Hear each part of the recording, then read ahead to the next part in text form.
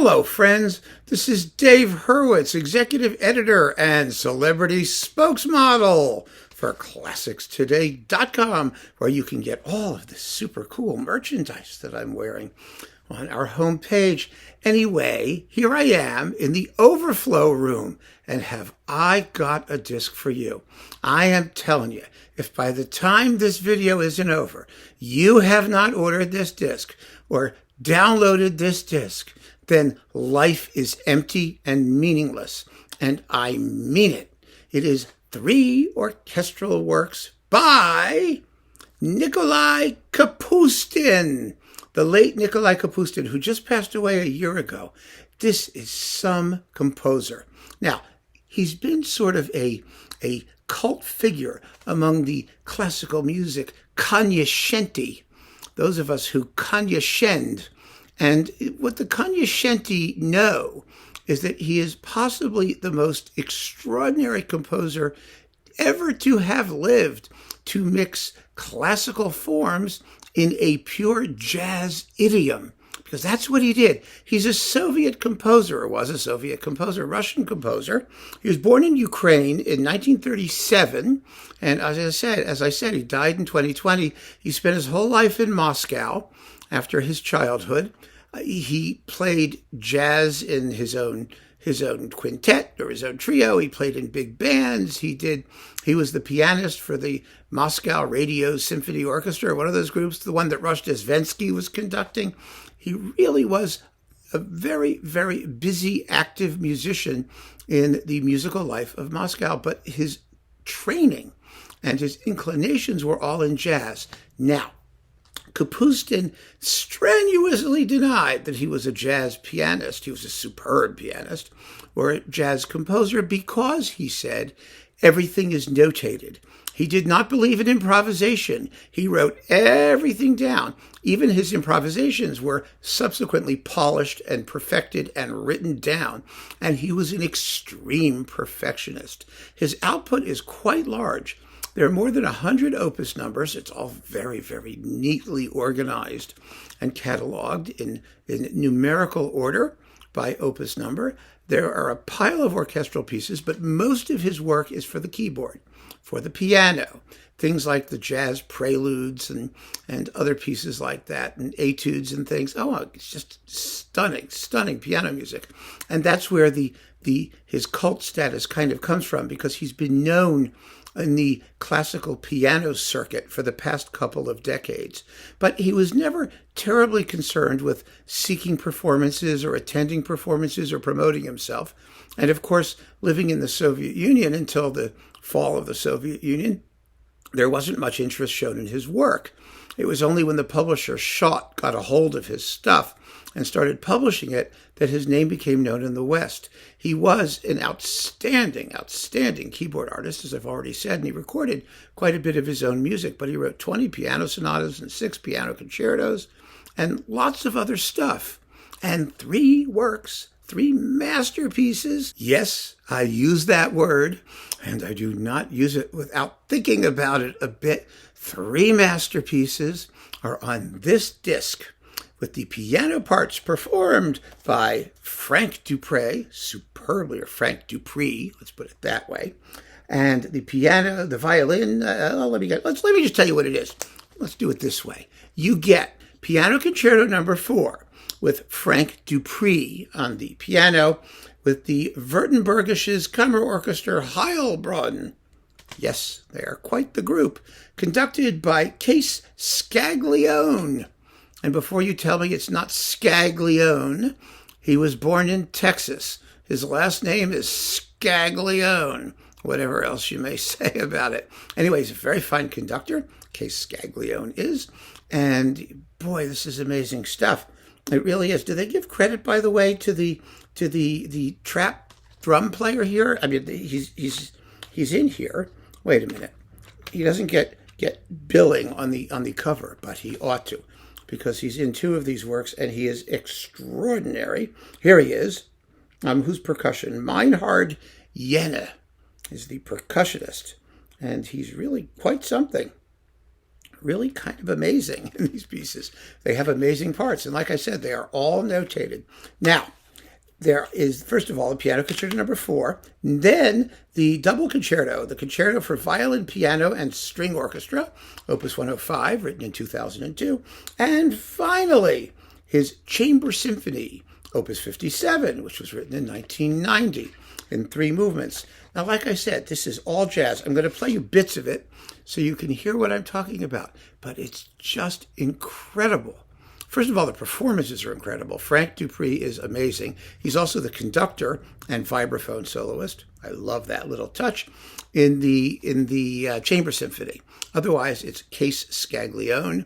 And my, oh my, did these people play the daylights out of this music. It's extraordinarily virtuosic. Incredibly difficult to play. Just technically, never mind getting a nice swinging jazz idiom and some nice bluesy rubato where it's called for. But these people, oh, I love them. I love them so much. They just nail it. Not only did I get this, but I immediately downloaded it as well so I could listen to it in my car coming here to Connecticut, which I did like several times. It's just, I had more fun with this than any other disc that's been issued this year. And I am not kidding. And so will you. Let me play you a bit. First of all, the Piano Concerto Number 4. Now, it's in one movement. It's about, how long is it? It's 21 minutes long and a bit. And it's just I can't even begin to describe how exciting it is. It has, more relaxed moments too. But my God, the energy, the sheer energy and thrust of the music, and characteristic, wonderful, jazzy flavor of the whole thing. It's just amazing. You'll never believe it was written in Moscow and written very, very, very well by a guy who really knew what he was doing. Here, listen, this is a little bit of the middle section of the Piano Concerto leading into one of the slower, more reflective bits. It's so cool. I can't even get over it. It gives me a chill just thinking about it. Here, listen to this.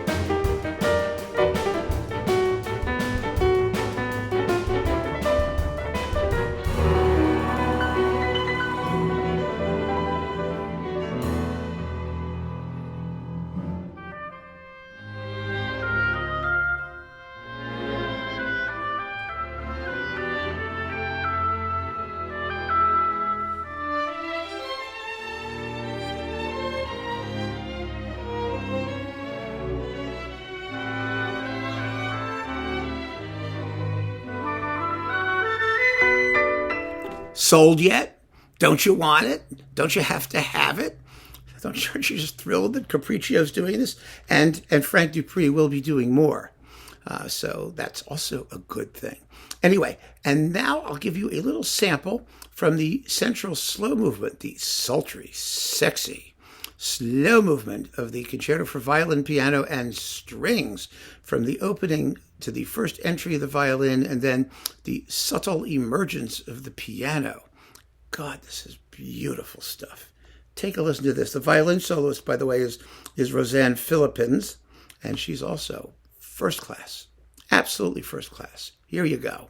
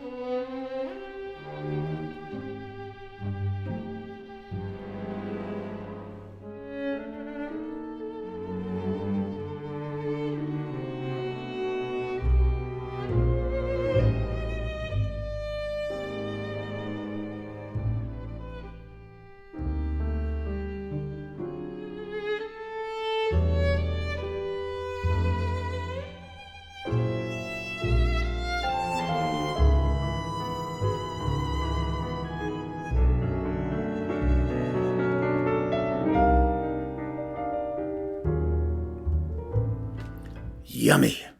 Just yummy. Oh my God, I could listen to that 100 times. And I'm well on my way. In fact, I don't want to listen to anything else for a while. I just want to listen to this. I mean, I want to know it. I want to know it so that it's just, in my bloodstream. That's the kind of music it is. It really is. And then finally, the Chamber Symphony, which is also unbelievably exciting and not the teeniest bit austere, or it's more austere in the sense that it's a symphony. You know what I mean? So it's in 3 movements, and it has a certain let's say heightened level of thematic workmanship, perhaps in some ways, to try and make it more like symphonic, but you'd never know it. And you don't want to know it. You just want to listen to it. The finale is a toccata. And what an insane toccata it is. These players must have been just, having the time of their lives. That's what it sounds like when they do it. I'm going to play the very end of the toccata, so you just get a sense of how much fun this whole thing is. Oh my God, music has no right to be this much fun. Here you go.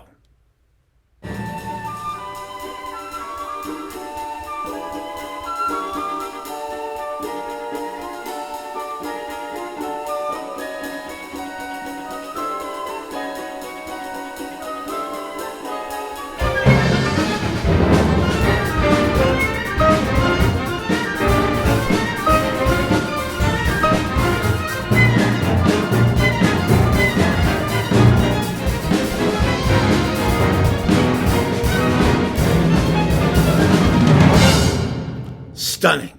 Absolutely stunning music. Nikolai Kapustin is the real deal. The jazz idiom was just his natural way of expressing whatever was inside of him. And out it came. And it came out with such precision and effective marvelousness. I don't even know what to say. The music speaks for itself. That's all I can tell you. Get this disc on Capriccio and just love it. And then you can also explore Kapustin's piano music. There's plenty of that's been recorded and released. And I'll be talking about more of it too. I've been planning for a long time to talk about Kapustin. I really have. It's just, you get to it when you get to it, right? But maybe now is the time, because this disc is definitely special. It will knock your socks off. I guarantee it. So keep on listening, folks. Thanks for joining me. Take care.